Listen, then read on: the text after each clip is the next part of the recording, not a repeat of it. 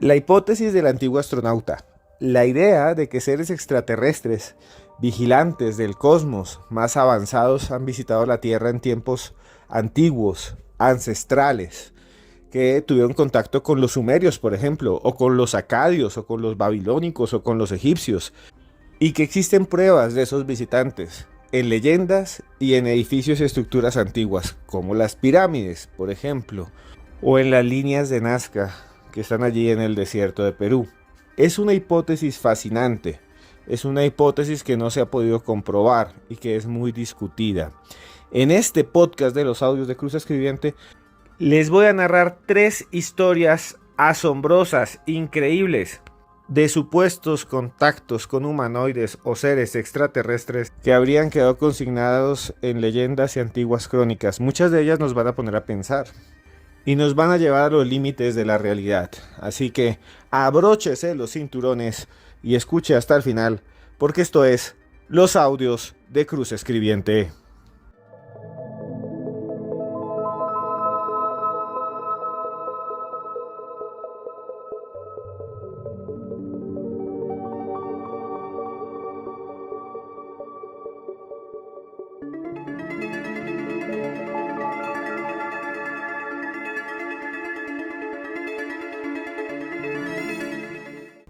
¿Estamos solos en el universo o hay algo más? Allá arriba existen civilizaciones, naves espaciales que cruzan el espacio sideral. Existen también seres malvados, gigantescos, que pueden destruirnos cuando quieran. No lo sé, no tengo ni idea. Y tampoco tengo ni idea si nos han visitado en el pasado. Stephen Hawking, uno de los más importantes científicos de los últimos años de la humanidad, se tomó en serio estas preguntas e hizo una declaración sorprendente cuando nadie lo esperaba en el año 2018, poco antes de fallecer. Escuchen lo que dijo. No hay una pregunta mayor. Es hora de comprometerse en la búsqueda de vida más allá de la Tierra. Es hora de comprometerse con la búsqueda de extraterrestres, de vida extraterrestre. Y esto nos conecta un poco con el fenómeno OVNI, con todo lo que hemos vivido últimamente de extrañas naves que son descubiertas por el Pentágono y que no se sabe qué son. Y esto nos conecta también con la idea de que si en este momento estamos siendo visitados y podemos ver estas imágenes que no tienen explicación, vuelvo a decir, y que ya nos los dicen y nos las muestran los diferentes gobiernos, entonces ¿qué impidió que nos visitaran en el pasado? ¿Qué pensarían nuestros abuelos si vieran un ovni? Nosotros pensamos que son extraterrestres, pero nuestros abuelos, ¿qué dirían que son? ¿Dioses? ¿Duendes? ¿Criaturas espirituales? ¿Demonios? ¿Ángeles? Lo cierto es que cada quien interpreta el mundo a partir de sus creencias y de su experiencia. Y existe una gran cantidad de documentos históricos que hablan de encuentros muy extraños con humanoides, con seres grandes, gigantes o enanos, de piel verde o de facciones nórdicas, que hoy en día muchos dirían son parecidos a este estereotipo de los pleyadianos. Vamos a comenzar entonces con este conteo de encuentros, de contactos con estos extraños seres. Estas extrañas criaturas que quedaron registrados en textos, en antiguos volúmenes, en libros, en los que escribanos antiguos con plumas y tintas narraban cosas que para muchas de las personas el día de hoy son solamente leyendas, pero que para otros son espejos de lo imposible. Bienvenidos. Número 1. Número 1. Los testimonios de encuentros con extraños seres han existido desde siempre. Y uno de los más raros para mí, uno de los más extraños, tiene que ver con un santo. Su nombre era San Antonio Abad, un antiguo monje que habría nacido supuestamente el 12 de enero del año 2051 en una ciudad que se llamaba Heracleópolis Magna, en Egipto, que durante su juventud se dedicó a leer los evangelios, los antiguos textos de la Biblia, y que en algún momento decidió irse rumbo al desierto, quedarse por allá entre las montañas y las dunas para buscar la iluminación. Fue allí, en medio de estos pasajes desolados, que se encontró con una extraña criatura, un ser que quedó registrado en muchos textos, en muchas hagiografías, muchas historias de los santos, y que en ese tiempo se veía como un encuentro religioso, tal vez con la maldad, con los demonios, pero que realmente es intrigante. He tomado varios de estos textos antiguos y voy a narrarles lo que sucedió según San Antonio Abad, lo que él vio, lo que se encontró cara a cara. Una extraña criatura que para muchos se parece más a un antiguo alienígena, a un alienígena ancestral, que a una criatura espiritual. Y para eso tenemos que viajar con la mente y la imaginación al siglo III, a Egipto, a esos parajes solitarios en donde vivía aquel antiguo monje eremita, aquel ermitaño. San Antonio tenía entonces más o menos unos 30 años. Caminaba sobre las dunas descalzo y solo se vestía con una antigua toga. En ese tiempo no habían pantalones y él deseaba estar allí, como su maestro, como Jesús de Nazaret. Fueron muchos los sabios antiguos los que se dedicaban a ir al desierto. Algunos científicos dicen que la soledad, privarse de alimento y también exponerse al sol lleva a extrañas alucinaciones. Lo cierto es que San Antonio, una noche estrellada, oscura, no sé si ustedes saben, pero las noches de los desiertos son frías, heladas, y en algunas oportunidades los granos de arena se convierten en pequeños cristales que hieren, que atraviesan la piel, que cortan a quien ose caminar sobre ellos en medio de la noche. San Antonio estaba allí, meditaba, rezaba, hacía penitencia, cuando de repente vio un extraño ser, una criatura que era muy pequeña, que se le acercó lentamente. Un encuentro que fue registrado por San Jerónimo, otro santo, que allá por el siglo IV o V recogió las historias más alucinantes que vivieron algunos de los eremitas y algunos de los ascetas que vivían en los desiertos. De acuerdo a estos escritos, San Antonio estaba en un valle rocoso, cerrado por todo lado, en el centro, en posición de oración. Tenía las manos inclinadas hacia el cielo y le pedía a Dios que se manifestara. De repente apareció un ser pequeñito, una especie de enano. Tenía 2 bracitos, 2 piernas, un torso, pero era muy chiquito. El hocico tenía forma de bocina, era como una especie de labio dentado grandísimo, y sus miembros eran extraños porque parecían ser los de las patas de una cabra, aunque no eran iguales a las patas de una cabra. Al verlo, San Antonio sintió miedo y enseguida empezó a rezar. Y empezó a rezar y a rezar y a rezar. La criatura se le fue acercando e intentó comunicarse con él con una especie de silbido. Al comienzo no se entendía nada. Con el tiempo los silbidos empezaron a entrar en la mente de San Antonio como palabras. Eso dicen los textos, eso no lo digo yo. Y la criatura empezó a hablar directamente con el santo y le dijo lo siguiente: no temas, no tengas miedo, soy un ser mortal. La gente de por acá nos llama faunos, demonios, jinns, demonios de las arenas. Lo cierto es que vivimos aquí hace siglos, hace milenios. Y vengo aquí a hablar contigo porque estás perdido, porque buscas y porque rezas a Jesucristo, al Salvador. Si crees tanto en Él, pide por mí. Luego la criatura, que era una especie de enano, con patas muy extrañas y retorcidas y orejas, y algunos textos hablan de una especie de protuberancia que parece un casco que rodea la cabeza, le dio algo de comer a San Antonio, le dio una especie de comida concentrada y luego se fue. Se elevó sobre el cielo como si tuviese alas, como si pudiese flotar. A partir de entonces, esta historia ha sido conocida como la historia de San Antonio y el fauno, a pesar de que esa misma criatura le dijo a San Antonio que no era un fauno. Hoy en día los ufólogos podrían especular y decir que se trata de un encuentro del tercer tipo, con una especie de criatura extraterrestre. Otros hablan de seres interdimensionales. Yo no tengo ni idea de qué se trata. Lo cierto es que esta historia nos lleva a los límites de la realidad y por más fantástica que sea, nos muestra algo que tenemos todos los seres humanos en nuestro interior: la posibilidad de imaginar mundos distintos, criaturas espirituales que nos rodean. Pero si esta historia de San Antonio y el fauno, que le dijo que no era un fauno, sino que era una criatura de otro mundo, les pareció interesante, Van a quedar completamente impresionados con la historia que sigue.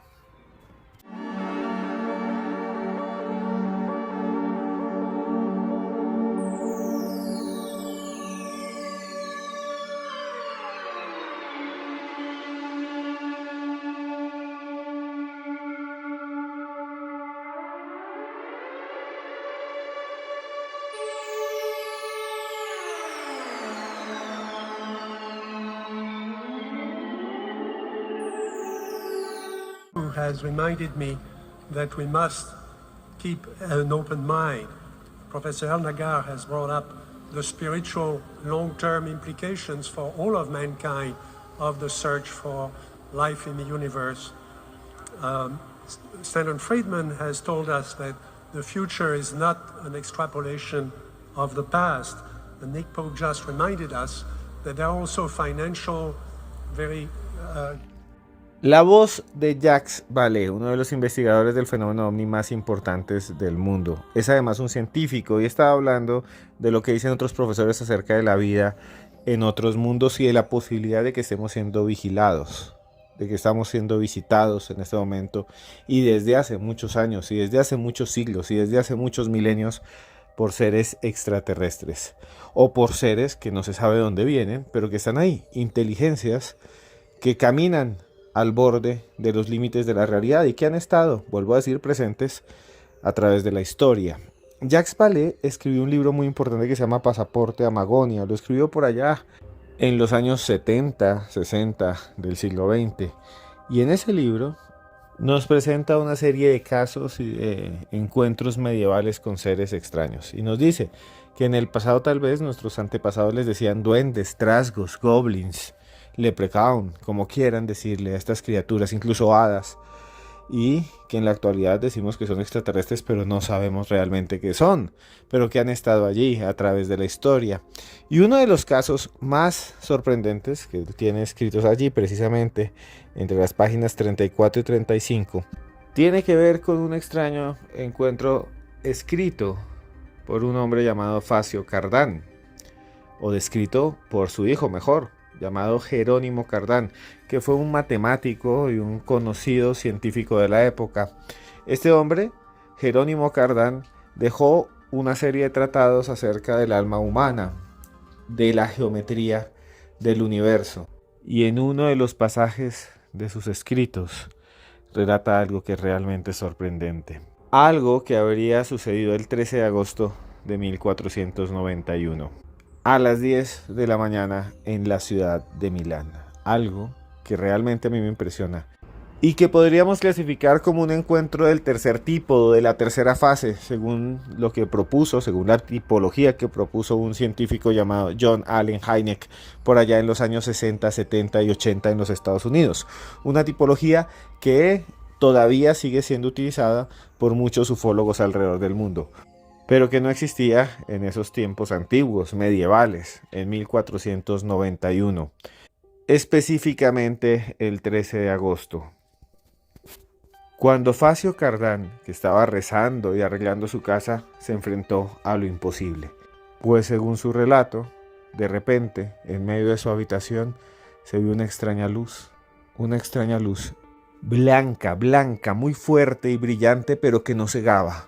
Era muy extraño porque él había visto las antorchas y entre la oscuridad a veces tenía que adaptar la vista. Esta era una luz fría, que no tenía ninguna especie de energía, que flotaba y parecía venir de la nada. Y de repente, del interior de esta luz, aparecieron unas figuras, una especie de figuras humanas. Tenían brazos, piernas, tenían cabeza. Eso dice el texto, eso dicen los escritos. Y empezaron a caminar hacia él. Cardano se sintió un poco mal, sintió algo de miedo y luego se quedó paralizado y luego sintió una paz inmensa.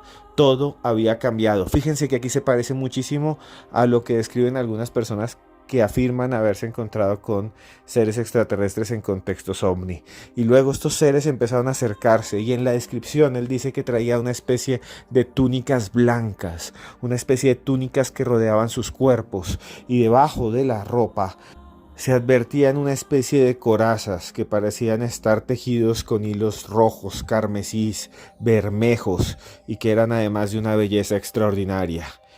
Cardano suspiró profundo y pudo darse cuenta que se trataba de 7 seres. Eran 7 criaturas que lo rodeaban, todos con un aspecto bellísimo, hermoso, con el cabello largo, una descripción que se parecería un poco a las de los ángeles. Sin embargo, no todos eran iguales. 2 de ellos parecían ser más altos, más grandes, más fornidos. Su cuerpo parecía mucho más compacto y además miraban a los demás como si fueran sus súbditos. Eran los jefes. Los otros 5 estaban alrededor. Cardano se sintió completamente extasiado y advirtió que tenían algunos la cabeza cubierta con algo que parecía una tela que los envolvía totalmente. Luego de unos segundos el italiano respiró profundamente y les preguntó quién eran, de dónde venían, qué hacían allí. El más alto dio un paso hacia adelante. El suelo quedó completamente iluminado. Sus huellas quedaron marcadas en el piso, eso dicen los escritos, y brillaban como si estuviesen compuestas de una luz sólida, como si la luna se proyectara desde el suelo, una luz blanca, que hoy para nosotros podría ser una luz LED. Somos seres hechos de aire, le respondieron. Estamos hechos de aire, somos viento, vivimos siempre alrededor de ustedes, de los seres humanos. Pero también podemos morir. También somos mortales, dijo la criatura, que afirmó tener más de 300 años, y que empezó a caminar por la habitación observando todo mientras los demás seres tocaban los objetos, estudiaban los objetos, la pluma, los libros, las imágenes religiosas que tenía Cardano en toda su casa. Esto, miren, es bastante similar a las extrañas apariciones de humanoides de los años 60, donde hay siempre como un ser grande, que es como el jefe, y lo rodean otras criaturas que además estudian y vigilan cada espacio, cada resquicio, cada objeto que hay en esas habitaciones. Cardano, muy interesado en sus visitantes, en estos extraños seres, se quedó observando al jefe, a ese que le había hablado, y le preguntó: ¿existe vida después de la muerte? ¿Existe Dios? ¿Existen las almas? Cuando yo me muera, ¿voy a seguir viviendo?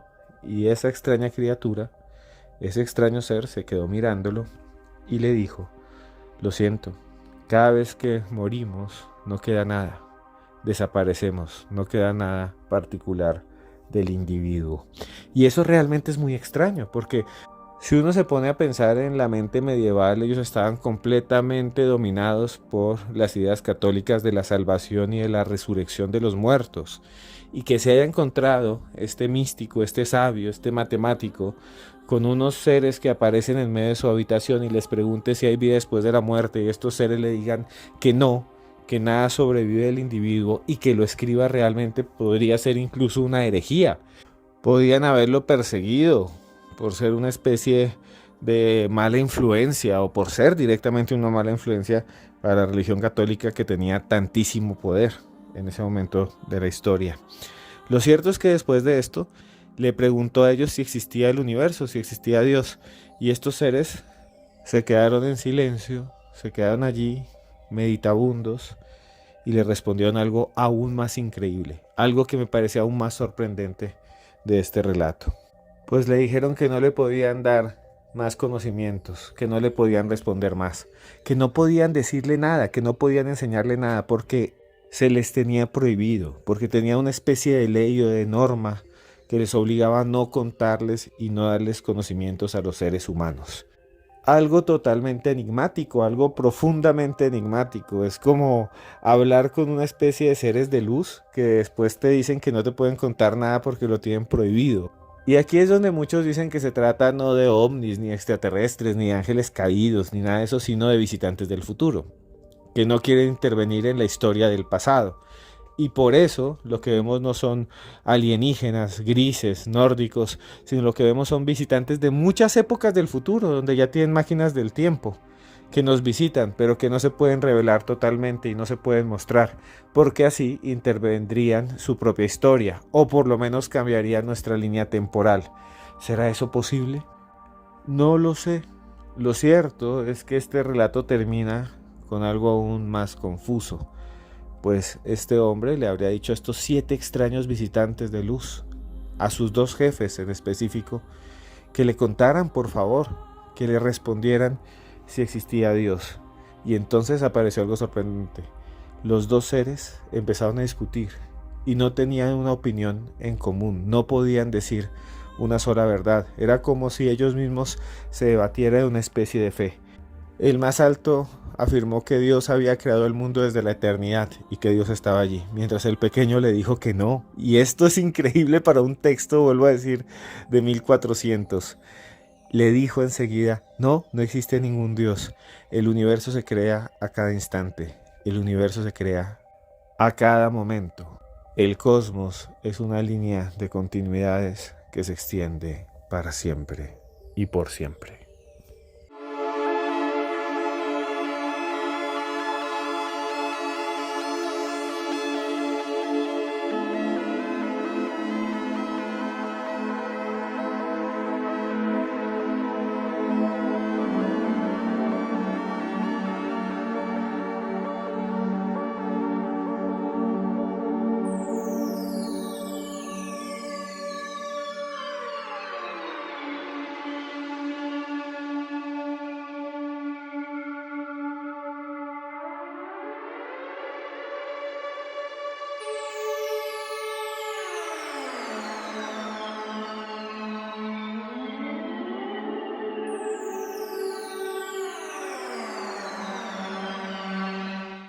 Número 3. Número 3.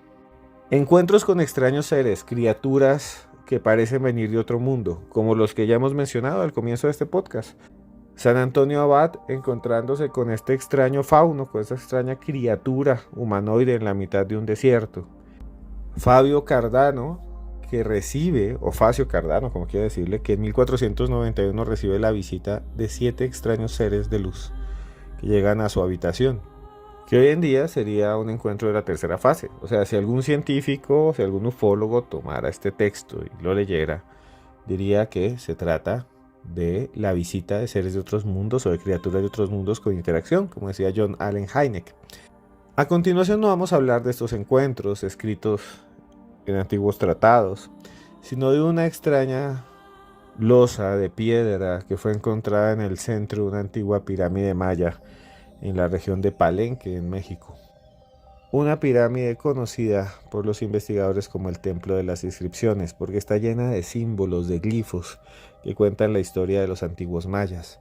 Las escaleras, las paredes, todas, absolutamente todas, tienen antiguos textos, representaciones artísticas. Lo cierto es que en la mitad de ese Templo de las Inscripciones se encontró una losa de la que ya les estaba hablando, larga, que debajo tenía los restos de un hombre, de un señor, de un gobernante. Le llaman el Señor de Palenque. Lo extraño es que lo que está dibujado sobre la losa parece mostrarnos algo muy extraño. Parece mostrarnos una especie de vehículo, una especie de nave espacial, si quisiéramos decirlo así, o de avión. Algo que está allí porque tiene incluso palancas, aparentemente. También como una especie de máscara que lleva oxígeno o de tubos que llevan oxígeno a un hombre que está en el medio y que parece absorto en el universo, como si estuviese pilotando literalmente un artilugio volador.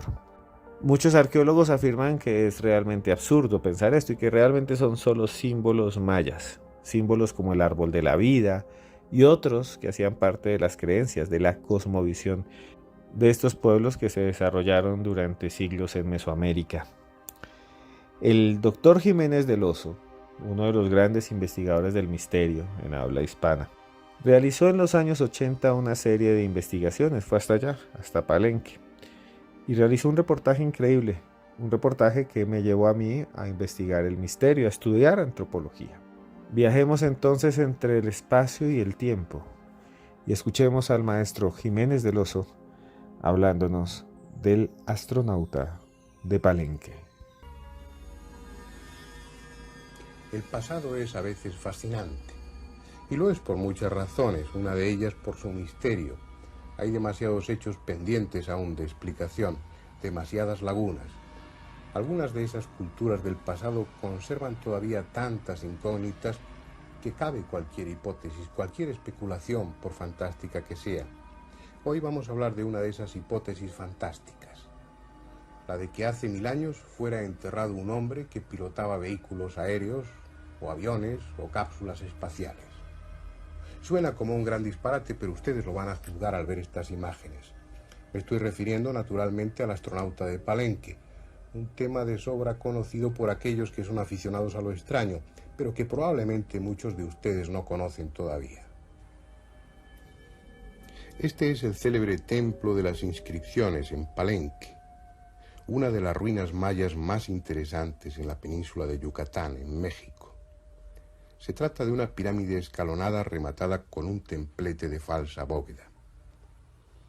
Desde que se iniciaron las exploraciones arqueológicas en Centro y Sudamérica, llamó la atención la existencia de pirámides como las de Egipto o las de Mesopotamia, aunque había, al menos eso se pensaba, una diferencia fundamental. Las pirámides americanas no habían servido de tumbas. Esa fue una verdad indiscutible hasta el 15 de junio de 1952. En esa fecha, el arqueólogo mexicano Alberto Ruz, después de 3 años de trabajo despejando de escombros el corredor que en acusada pendiente descendía hasta el corazón de la pirámide, llegó a una pequeña cámara en la que había una losa triangular en la pared. Con grandes esfuerzos la retiraron y ante sus ojos apareció una cámara sepulcral en la que bajo una extraordinaria losa yacían los restos ricamente adornados de un hombre. Esta es la losa que cubría la tumba.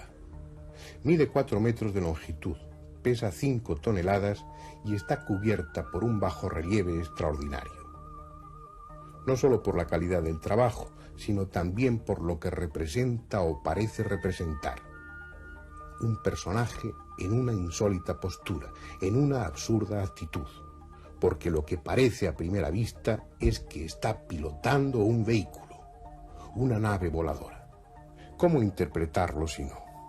Fíjense en sus manos, parecen estar manejando delicadamente unos controles. Tampoco sus piernas tienen la posición rígida de otros grabados mayas. Aquí están en acción, como si los pies participaran en el control de la nave. Su rostro parece atento, absorto en la dirección que marca la proa del vehículo. Incluso parece salir de su nariz un artefacto para la respiración. Delante del hombre hay numerosos símbolos, entre los que no parecen faltar tubos y artefactos, y en la punta misma un pájaro estilizado. El quetzal, el ave solar, símbolo del cosmos, de aquello que trasciende al hombre y le liga a las estrellas. Todos los detalles parecen representar el corte sagital de una pequeña nave en la que el piloto atiende a los controles, sentado sobre lo que para los arqueólogos es un mascarón solar. Un símbolo adecuado para lo que significa energía, combustión, fuerza. Y justificando aún más esa similitud con una nave, el chorro de llamas en el extremo opuesto a la proa. Es cierto que los símbolos que aparecen en la losa tienen una explicación convencional, pero es el conjunto de todos ellos, su disposición, lo que llama la atención. Guste o no, el diseño es similar al de una nave aérea tripulada, y además se parece mucho. Lo malo es que en el pasado no hubo naves aéreas, o sí las hubo.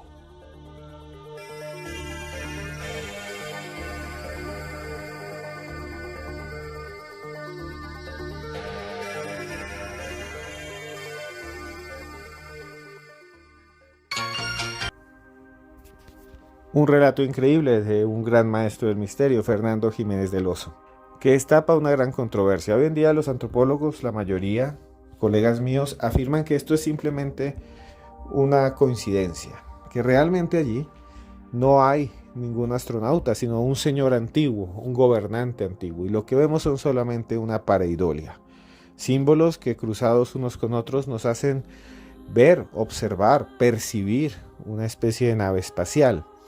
Aunque algunos otros dicen que no, que realmente es la forma en cómo los antiguos mayas explicaban algo que no podían entender. Visitantes de otros mundos, visitantes tal vez del futuro, visitantes como el fauno que vio San Antonio Abad, visitantes tal vez como los que se encontró Celso Facio allá en Italia en 1491, de los que hemos hablado aquí en este podcast. Realmente la historia es fascinante, ¿no creen ustedes? Se da para muchas interpretaciones. Realmente no hay pruebas reales. Todavía no podemos ir a un museo y encontrar entonces un brazo, una pierna, estos extraños vigilantes del tiempo, de estos extraños seres del cosmos. No podemos ver la oreja de un fauno disecada allí. Si estuviera allí, si estuvieran estas criaturas en el Museo Británico, en el Louvre, en el Museo del Prado, realmente no habría misterio. Ahora, la pregunta es, si existen estas criaturas, si son reales, si nos han visitado a través del tiempo y el espacio, a nuestros ancestros, a las antiguas civilizaciones, y son tan poderosas y avanzadas y no quisieran dejar ningún rastro alguno, obviamente no quedaría nada, porque ellos no quieren revelarse. Porque si son seres tan avanzados, obviamente pueden manipular la materia y desaparecer cualquier prueba. Pero lo que no podrían desaparecer nunca son las historias, las leyendas y el arte. No lo sé. No sé si realmente existe. ¿Usted qué cree?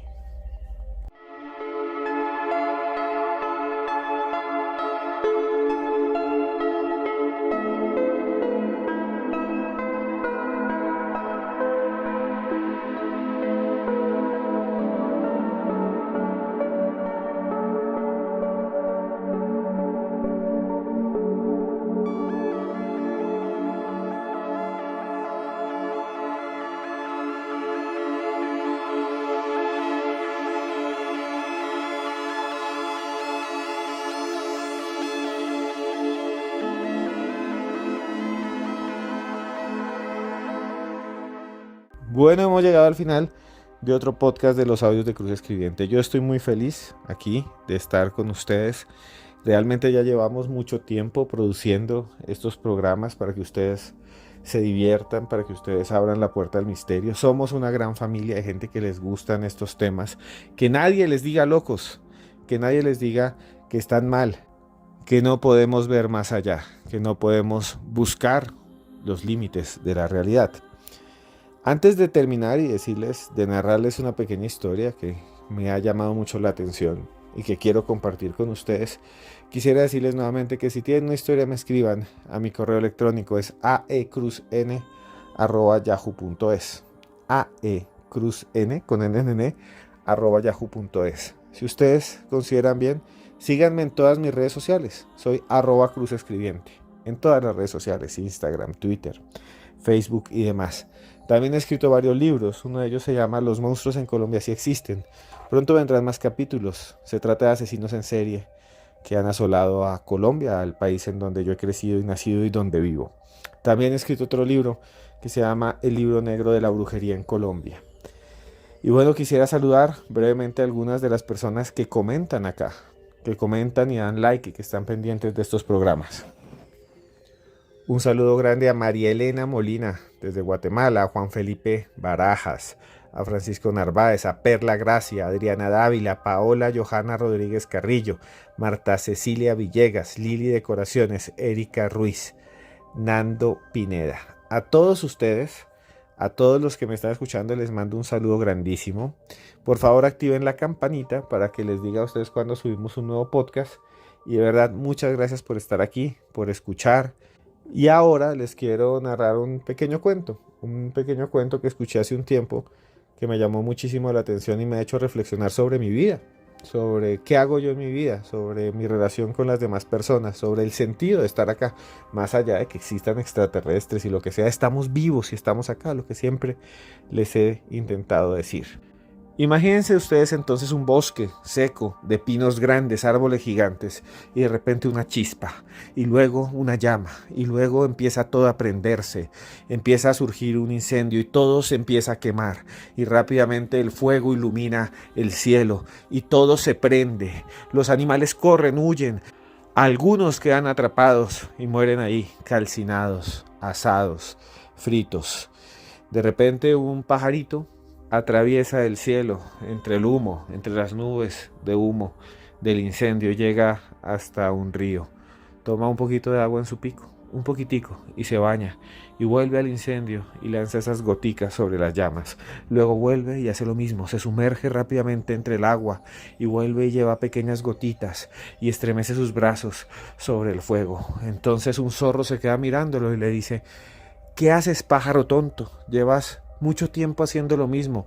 Vas a ese río, te mojas y lanzas gotas con tu pico. Eso no va a acabar nada, eso no va a quitar el incendio. Eres un pájaro imbécil. ¿Para qué haces eso? El pájaro pequeño se queda mirándolo y le dice: puedo ser pequeño, puedo ser muy pequeño y muy chiquito, pero si todos los animales fuéramos al río y hiciéramos lo mismo, apagaríamos el incendio. Yo solo intento ayudar. Entonces el pájaro se eleva sobre el zorro y vuelve otra vez al río, se sumerge, toma un poco de agua y vuelve a intentar apagar el incendio. Es una historia, como les digo, que a mí siempre me ha llamado la atención y que es parte de lo que yo pienso en la vida. Uno siempre tiene que ayudar. Uno no tiene que ser el obstáculo, uno tiene que ser el medio. Uno tiene que colaborar. Mientras uno esté vivo, puede cambiar el mundo. Mientras uno esté vivo, puede cambiar la realidad.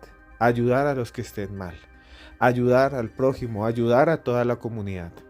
Eso es lo que intento hacer todos los días. Y por eso hago estos podcasts aquí en medio de la noche, hablándole como un loco a un micrófono, para que ustedes puedan escucharlos mientras manejan su carro, mientras trabajan en cualquier lugar del mundo, en México, en Estados Unidos, en Japón, en Israel. Cada vez que ustedes me mencionan desde dónde están conectándose, eso me llama muchísimo la atención, me da ánimos, porque yo aquí en medio de la noche, así como esa historia, trato de ayudar, de darles a ustedes algo de diversión, de presentarles historias increíbles que desafían toda lógica, que desafían la misma realidad.